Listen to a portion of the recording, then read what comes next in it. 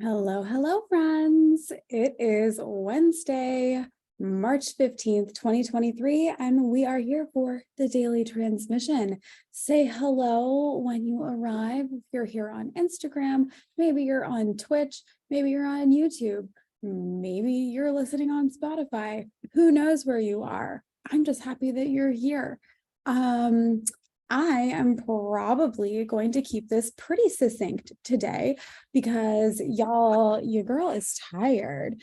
This daylight saving thing, I am not a fan. I know that that's like, wow, revolutionary fucking perspective, Fanny, but I'm telling you, I get up to read before yoga and then I go to yoga class.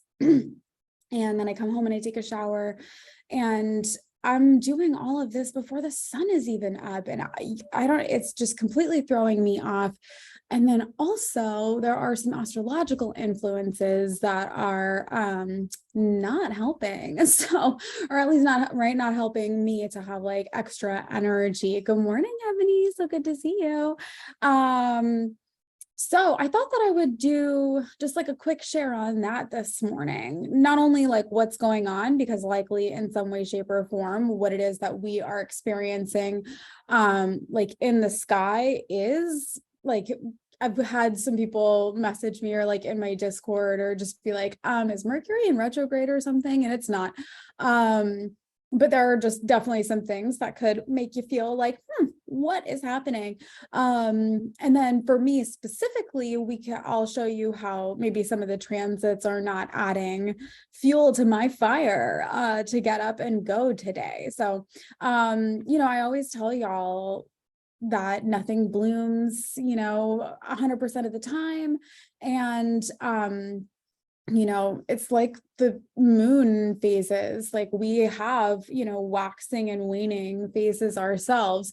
It may align with the moon, it may not. Everyone has their own rhythm, independently, regardless of biology, regardless of whatever, it is like truly an energetic thing.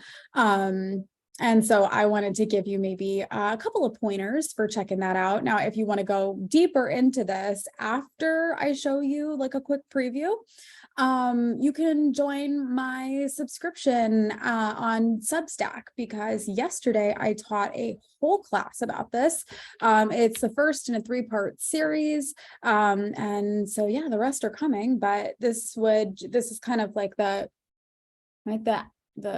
taste test, I guess you could say, of that concept. So I am going to pull open my screen for people who might be watching on Twitch, or maybe you are watching the replay on YouTube. My YouTube video went like off yesterday, or at least like when you look at my other videos, right? Like comparatively to my own like average performance. It was like very like y'all wanted to hear about Chiron or something, I guess, which is great because I want to talk about Chiron. So thank you. I'm so glad that y'all are here for it. Okay, so first of all, let's actually come on over to the celestial events for the day, because these are things like this was actually, some of this was going on yesterday. So, if you were feeling a little bit of tension yesterday, and you're still feeling that tension today or noticing it today, don't be entirely surprised. I wouldn't even be entirely surprised if this tension were to like continue building over the rest of the week. And we'll keep talking about it. But what we have here, we've got like 3 major players that I want you to be thinking about right now. So we've got the sun, we've got Neptune, and we've got Mars. Now, the sun and Neptune are in conjunction. Now, this already says like, wow, we're really like up in the clouds, daydreaming in our feelings, maybe overly romanticizing situations, or like overly projecting our shadows and our insecurities and shit onto things where it just like is not what we're seeing. So that's already something that's happening, right? Sun conjunct Neptune, especially because it's happening in Pisces. Okay, so we've got that going on. Now we also have, and this is just like just independently, right? I feel, right, Mars has been in Gemini for so fucking long. I cannot wait. We're almost there, y'all. We are almost there. It's about a month away that Mars finally moves out of Gemini. And not that it's like a bad thing or whatever, but if you've been feeling like you could go this or that way, or that you have been pretty indecisive, or that you just haven't been able to make up your mind since like September. Yeah. Mars has just been coming through my first house, and it's like, for so long, I'm just like so over it. This is my energy today, y'all. This is exactly what I mean. Okay, so Mars is in Gemini, but Mars is squaring both the Sun and Neptune, obviously, because the Sun and Neptune are in conjunction. And so when Mars is squaring the Sun, we're already in a situation where we are ripe for like misunderstandings, arguments, things like that. So if we've got people who are, we're overly romanticizing, or we are in a situation where we're more likely to project our insecurities or our like unconscious thought patterns onto other people or onto the situations around us. We can't make up our mind. Nobody else can make up their mind. We don't know what's up from down. And these things are in a square, y'all, like just go to bed. Like if you can, I don't know, just like write the day off. I'm just kidding. That's what I'm going to do though, but I'll show you why, because that's not just like a blanket statement for everyone. Like I'm literally like, it's an astro joke. Like, please don't take me entirely seriously. But there's just a lot that's here. That's like, if you're not being very self-aware, if you're not being very conscientious of the words that you're choosing, and actually, let me take this one step further, because it's not showing up here today, because it's not in like direct conjunction, but Mercury is right there too. So Mercury is right there, conjunct basically the Sun and Neptune. It's stronger tomorrow, so it's coming for us, y'all. But yeah, so okay, and most astrologers don't, or like most traditional astrologers wouldn't pull the Venus squaring Pluto into this, but it's also like a feeling like, I need a change, right? And I mean, just a feeling like you need a change. Everything's ripe for misunderstandings. Listen, be very careful about your communications with anyone that you need, like, and I know this sounds like silly, like who is this, who isn't in this, who is not included in this definition or whatever, but like anyone that you need to create like a harmonious relationship with, right? So anyone that you need to like, and I mean that not just like the obvious ones, like your partner or like your boss or your business associates or whatever, but like your neighbors, right? People on your street, you don't know if you're going to see them again. You have no idea. Just be very careful with the way that you treat people today, and with the way that you treat yourself, and with the way that you are like, remember when I tell you that perception is not fact, it is your interpretation of what you are seeing. Like you may not be interpreting the situation entirely clearly. You may be projecting your past wounds, experiences, whatever, which I wrote a great. Some posts I write are good. Some posts I write are great. This is a great post. Go read it. It's on my Substack. It's at the top of my Substack. It's the one about Chiron. It's very, very good. Because I'm telling you, if you're not acknowledging, or if you're not aware of what your wounding is, like I read it all in my Substack, but mine is essentially like, I'm not good enough for softness. I'm not good enough to be cared for unless I am like in financial surplus and I'm perfect. Like I've got to be like aces all the time, or I need to just like hide. And I will take you over to my chart now to show you why I'm going to just like take the day off, because that's what I really, really need, right? Not just like because I'm fucking tired, which I am, but emotionally, energetically, like, this is just a day where I need to take it easy on myself, because if I don't, and I stress myself out, what's going to end up happening is, regardless of how self-aware you are, like if you are in a state of stress, if your cortisol is high, if you're in fight or flight, which is again why I also prioritize yoga all the time, but like you're gonna just be projecting your shit onto everybody all the time. Like I would be increasing the ability, or increasing the potential for me to have miscommunications with people, to make bad decisions, to make hasty decisions, to do things from that place of insecurity, of lack, or of not being good enough. Okay. And so having this self-awareness gives me the option to like, okay, I'm going to like just take this day off, right? I messaged the client that I had a session with today and asked her if she had time tomorrow, which is awesome because she actually has time earlier in the day tomorrow. So it's like, oh, what? Amazing. Okay. So I pulled up my chart over here. So again, for those of you who are on Twitch, YouTube, maybe you're watching the video version of the podcast over on Spotify. What I want to show you is that the moon is transiting into Capricorn today, right? Or actually transited into Capricorn, like maybe like an hour ago. I have a super Capricorn stellium, right? I've got the 88 to 91 stellium, which is Uranus, Saturn, and Neptune, which the moon coming at like touch on each of those things. Like, of course, it's going to be like elements of like, ugh, like, insecurity, ouch, ooh. But then you can also see that, you know, if it's coming through all of this today, then it's going to be in opposition to my Chiron. Hi.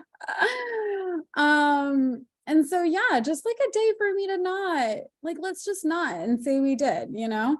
I also just generally do not have a great time. Like Saturn coming for my 10th house is like theoretically a transit that I have been like looking forward to ish, as someone who is Saturn dominant and very into, right? I'm Capricorn and very comfortable with the energy of Saturn.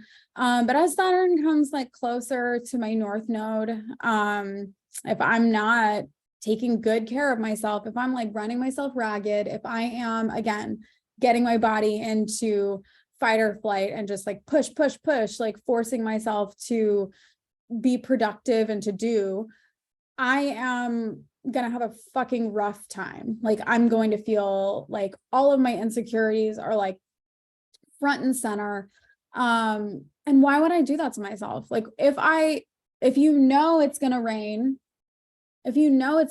like just why would you not bring an umbrella? Right? If you know, then and it's not that I'm like dooming myself or like, oh my gosh, it's gonna be like, I'm not white knuckling my life and stressed out about like the hurricane's coming, you know what I mean? Like, no, I'm just like, gonna take a deep breath and I'm gonna like get, you know, settled, and I'm going to energetically prepare myself for what could be a moment where I get to watch myself grow. Right. And I just, growth does not have to be painful. We talked about that last week. And even right now, right, with the sun being in, right, we're in the way of humanity. This is all about having compassion for yourself, having compassion for others, recognizing that whether you understand or, you know, have some kind of subjective like perception that what you're going through is worse or harder or different, everyone is dealing with their own level of overwhelm or struggle, even if it's like first world problems, or even if it's like really, really like serious, like real human struggles, right? And so have some more compassion for yourself, have some more compassion for other people today. If you have to go out and be a person, maybe like smile. I mean, I don't know what your local culture is like. I know that in some places, if you smile at people or if you look at them in the eye, they'll be like, what the fuck, right? Here in the South, we're not going to do that again. Don't worry. That's not happening. Here in Florida, we smile at people. So maybe just like give them a little smile. You know, just like, hey, you never know. I don't know. I was thinking about this the other day. I think I might end after this because I'm tired, y'all. I was driving home from going to yoga. And I was driving home from St. Pete, and there was a homeless person, you know, on the side of the, like off to the side and on the median. I didn't have any cash on me. And what happens when you don't have money to give? What do you want to do? Like, I feel like it is what most people do. It's like the knee-jerk reaction is what to not look at them, to not engage, because you don't want to like give them or at least maybe I'm projecting my feelings onto you, but like not wanting to like give them the impression that like, oh, I have money to get, like I feel bad, like because what is that? You feel shame and you feel guilt, not just because you don't have like $1 or $5 or whatever to give to this person, but because we live in a fucking society where I'm here driving in my car, coming home from yoga on a Monday, and here's this person trying to have enough to eat. And it's not like, I can't do this myself, obviously. But you know what is even more dehumanizing is like to not even look them in the eye. To not even, this is why I can't talk to people today, y'all. To not even like give a wave or a smile, you know, like, and it doesn't have to be, again, like, you don't even know, like, that is someone who's obviously struggling, but there are people around you all the time who are struggling, and they might put on a great fucking face. So I just want you to practice kindness today, practice compassion, be soft with yourself, and be soft with other people, especially if they come on, right, aggressive, or if they come on like very obviously misinterpreting you or whatever. Just like, can we let it go? Like, can we just carrots and potatoes? We give what we're able to give. Exactly. That's it. I love that. We give what we are able to give. An acknowledgement, a smile. Oh, wait, like love is love. Like appreciation is appreciation. Hey, Jen. Like I love y'all for being here right now and like contributing your energy and like tapping the little heart button or like just sharing this with your friends or whatever. Like, I appreciate that just as much as people who come and like pay me. Like, it's the same thing. It's the same thing. Like, can we just like be a little bit fucking more gentle with ourselves and each other? And if we have more to give, then give. And if not, then we give what we can. I just think that if everybody adopted a little bit more compassion and a little bit more empathy, especially where it's not so obvious, where it's obvious and where it's not so obvious, like the I Ching for, what is it, the 36th? Yeah, the 36th gate, the 36th gene is the darkening of the light, I believe is what it's called. Because what it is it's recognizing that there is like, we're all like, overwhelm is the fear of experiencing pain. It's not even the pain itself. Like most of the time when we're overwhelmed, like we're not even in the thing. Like we're, it's like we're worried about something else. But that's like, at the most basic sense, many of us are like we're afraid of death, we're afraid of dying, and it's like it is coming for us. It is coming for, like, we're all born into this world without a choice at, right, whatever body we're given, whatever it is, like we're just here. And no matter what happens between those 2 points, like there is some level of overwhelm or suffering, and likely, like, hopefully, we can find the light in the darkness too. And we can be the light in the darkness too. Because we're all like bracing for the same end. Like we all came from the same place. We're all bracing for the same end. Be kinder, be more kind. Anyway, there's a beautiful Tibetan Buddhist meditation practice that is all about this. Well, I am going to look that up right after this. In fact, I'm going to like screenshot that so I don't forget. And then, I appreciate y'all so much. You've been talking about death meditations and contemplations all month. We are on the same vibe today. And I mean, I'm always with like my 8th house fucking stellium, just like living in the world of like, we're all gonna die, like live, like that's right. My like general like motivator is like, we're all gonna die, so why should I give a fuck what anybody else thinks about what I do today? And I can't like put off my joy for tomorrow because who knows if I get it. Like, I'm 34. My grandmother, my paternal grandmother,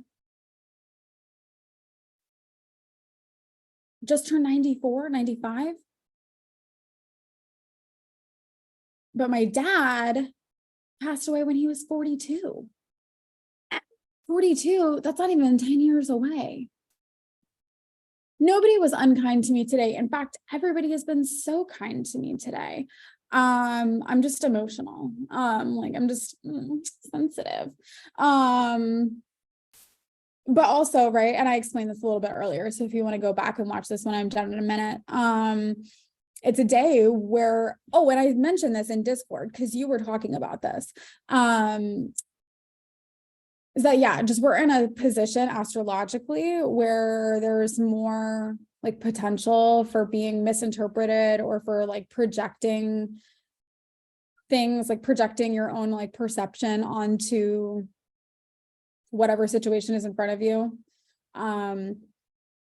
So just choosing to be kind instead of choosing to believe that people are like out to attack you, even if it seems like they are, because they're not. They're just afraid and they're projecting their own shit onto you. Like everybody is just, we're just like, whether you're ready to admit it or not, like we both know that we are all just like overgrown children, just like acting out our like fears and insecurities from like our early childhood and adolescence onto our everyday lives now.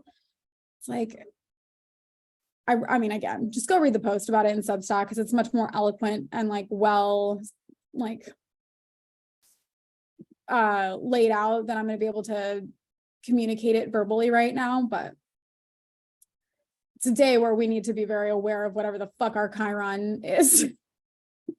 Because because this might be a day where we're going to be just like in our feelings and not hearing people or seeing things for what it is.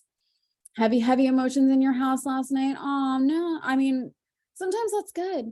I mean, like, listen, I was in yoga this morning and I was totally fine, y'all. Tired, but totally fine. And we were at the very end of our session and I lay down with, right, like, it's like supported fish is what it's called. So it's like with the a block underneath your shoulder blades, and then a block like kind of propping your head up. So your chest is the highest point of your body. It's a heart opener, right? And all of a sudden, I am crying.